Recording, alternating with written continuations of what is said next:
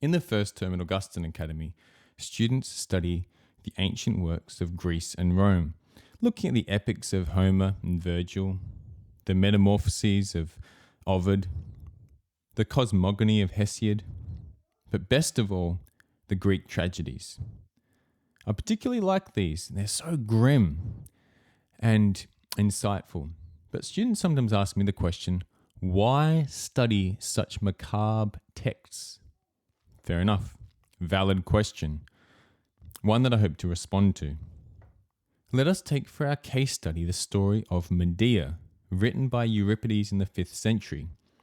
He tells a story about Jason and Medea, how they were married, passed 10 years of marital bliss, had 2 children, and then Jason decides it's time to move on, finds for himself a Corinthian princess, plans to leave his wife Medea and marry the Corinthian princess.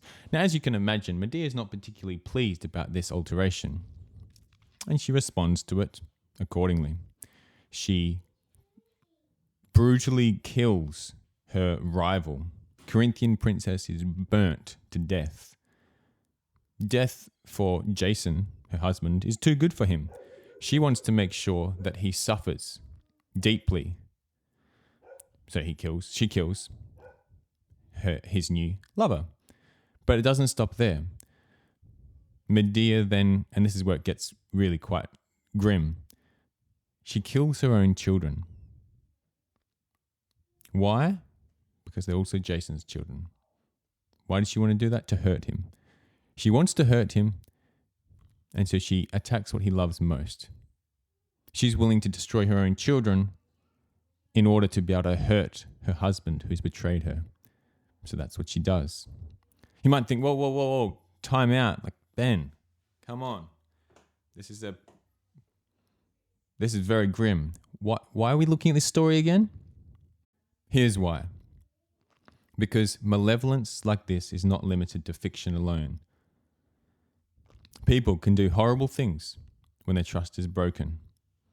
And if you think that people in reality don't act as evil as they do in the story of Medea, you're wrong. And the price that you'll pay for that naivety is when your trust is broken, you'll be utterly destroyed. So, what's the solution? Simple. Get vaccinated. No, I'm being serious. Get vaccinated. Well, at least metaphorically. What does that mean? Well,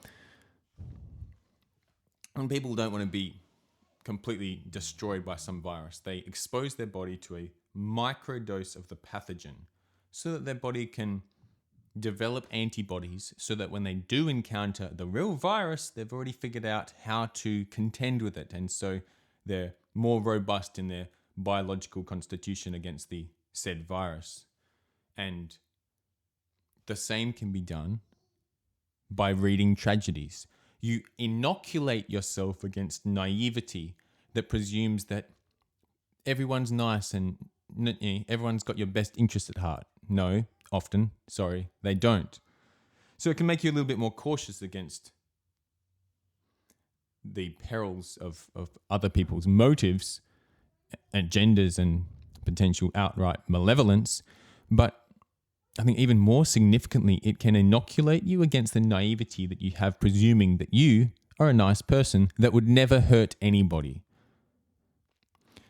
Reading tragedies, if you read them with a humble willingness to put yourself in the shoes of the despicable character and go, Medea's acting out in a terrible way, but what would I do in her scenario when my trust was broken?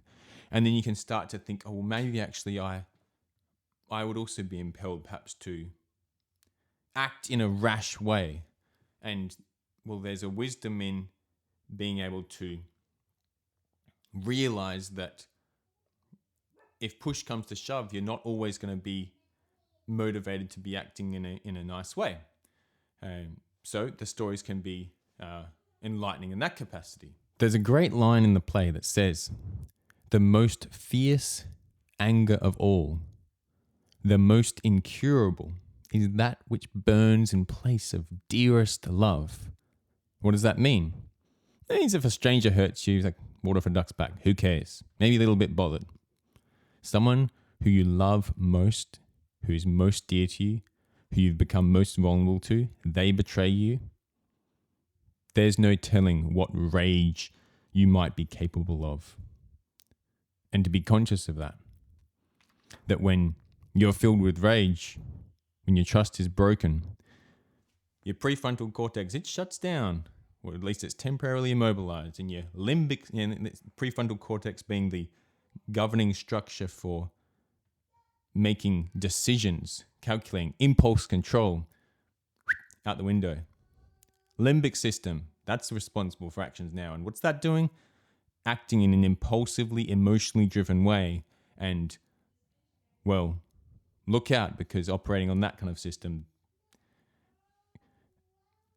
can be perilous, as the story of Medea illustrates. And so, read stories like Medea, put yourself into the character, and inoculate yourself against the naivety that you wouldn't hurt a fly.